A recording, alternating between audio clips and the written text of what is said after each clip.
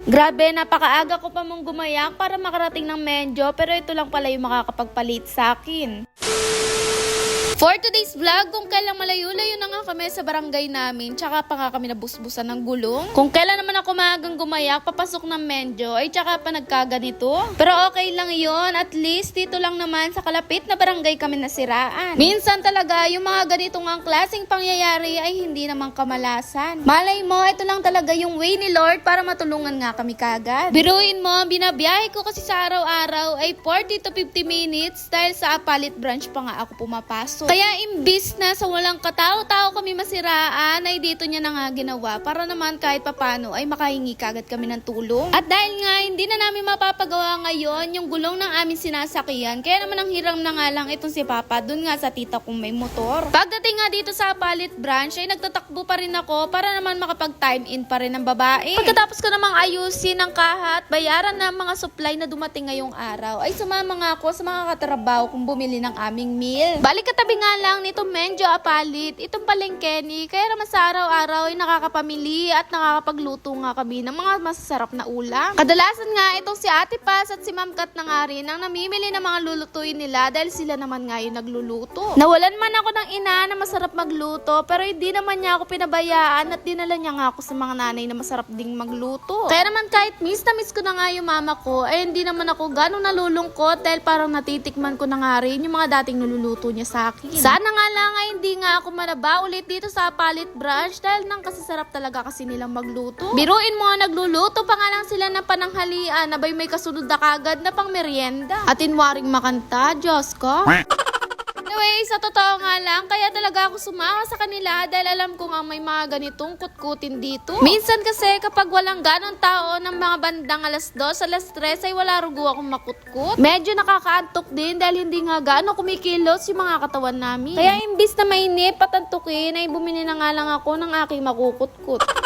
Anyway, tapos na nga rin kami mamalengkin tatlo, pero may humabol pang ang bayarin at ito nga yung mga gulay-gulay. Always nga namin chinecheck kung tama ba ang timbang niyan dahil syempre nagbabayad naman kami ng tama. Anyway, after naman nun ay pumasok na nga ako dito sa aking pwesto at ako nga ay iinom na nitong Chef Wapo Juice ng Yuglo Bay. Patanghalian na kasi ng mga oras na to at baka niluluto na nga rin nila yung mga binili namin kanina. Kaya naman kailangan ko na nga uminom nitong Chef Wapo Juice ng Yuglo Bay. Ito kasi si Chef Wapo Juice ay iniinom ko 30 minutes before meal at tinitimpla ko nga lang siya sa isang baso ng tubig. Kaso nga lang, wala naman din medyo malaki-laking baso dito sa amin, kaya naman dito ko na nga lang tinitimpla sa aking tumbler. Si Chef Wapo Juice ay may active ingredients na Garcinia Cambogia na nakakapagpalesan nga ng cravings natin. At bukod nga rin sa Garcinia Cambogia ay meron rin siyang glutathione. Kaya talagang nakaka-fresh lalo na kapag consistent mo nga siyang gagamitin. Anyway, kinahaponan nga ay may mga nagsidating nga mga customer dito sa Apalit branch at pamilyado nga sila sa akin. Pinakawayan pa nga nila ako na para bang matatagal na kami magkakakilala.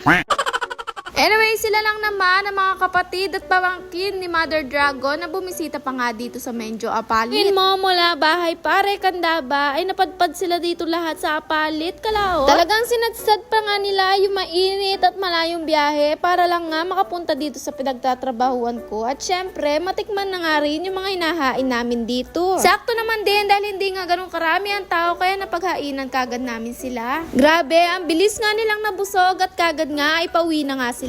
Medyo malayo-layo pa naman yung uuwian nila at sana nga hindi sila ulit makaramdam ng gutom sa daan. Sa mga bandang alas 4 o alas 5 na yata ng hapon ay dumating nga itong si Bobby at may dala-dala rugo siyang 2 helmet. Saktong-sakto naman itong bili ni Bobby dahil pala ko na rin talagang palitan yung helmet ko dahil hindi na nga siya safe gamitin. Siguro akala niya din nagpaparinig ako sa kanya kaya ayan bumili na siya ng 2.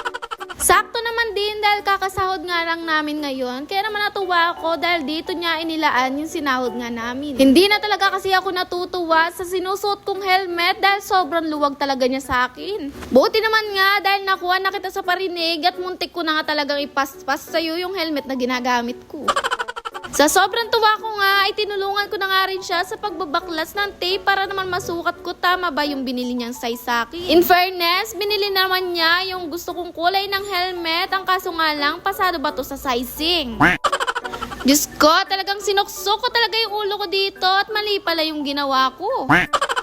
Hindi ko naman kasi alam kung anong klaseng helmet ang binili niya, hindi naman niya sinabi sa akin. Pero in fairness, nagustuhan ko naman nga itong helmet, kaso nga lang medyo maluwag pa rin. O siya, hayaan na natin, at least binilan tayo ng helmet.